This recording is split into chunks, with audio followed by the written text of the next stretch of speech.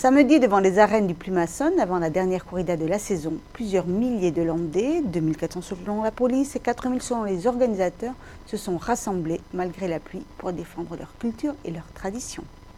Élus de tous horizons, chasseurs, pêcheurs, aficionados, défenseurs de la langue et plus généralement de la culture gasconne étaient présents pour prendre part à ce grand rassemblement dont le point de départ est la défense de la chasse à l'ortolan. Le 19 août, nous sommes allés à la préfecture demander où en étaient nos dérogations et demander qu'elles soient prises rapidement pour être dans un cadre légal pour pratiquer nos chasses traditionnelles à l'ortolan et au pinson. Les explications qui nous ont été données par monsieur le préfet étaient totalement inacceptables. C'est celles qu'on nous resservait depuis 2011 sans rien changer.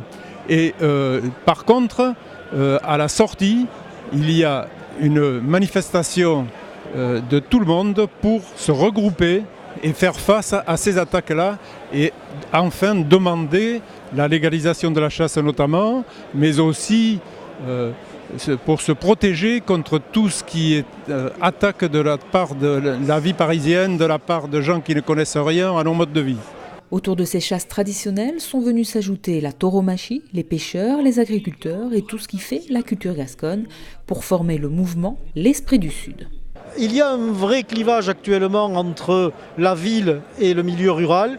Les élites citadines pensent qu'elles peuvent imposer un mode de pensée partout et nous pensons que ce n'est pas possible. Il faut respecter l'identité des gens, il faut commencer par respecter cette masse de Français qui entendent vivre autrement et autrement, c'est-à-dire comme ils l'ont toujours fait.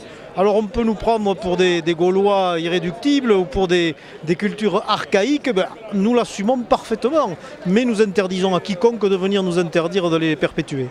Dans le public, le message est le même, quelles que soient les pratiques et les générations.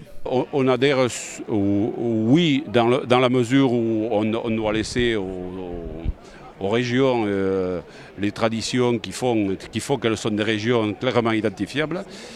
Et la langue, je vous dis, c'est un dénominateur commun à tout ça, à toutes ces traditions-là. C'est très important aussi pour moi parce que je pense que les traditions, il faut les garder. Et c'est pas quand on se sera laissé aller et que toutes nos traditions auront été supprimées qu'il faudra se dire qu'on aurait dû agir au bon moment. Il faut essayer de transmettre et profiter des personnes qui ont un certain âge et qui connaissent vraiment bien la nature et qu'il y ait une très forte transmission. À travers le mouvement L'Esprit du Sud, le monde rural landais exprime sa colère face à l'uniformisation de la société et pourrait bien faire des émules dans d'autres territoires ruraux.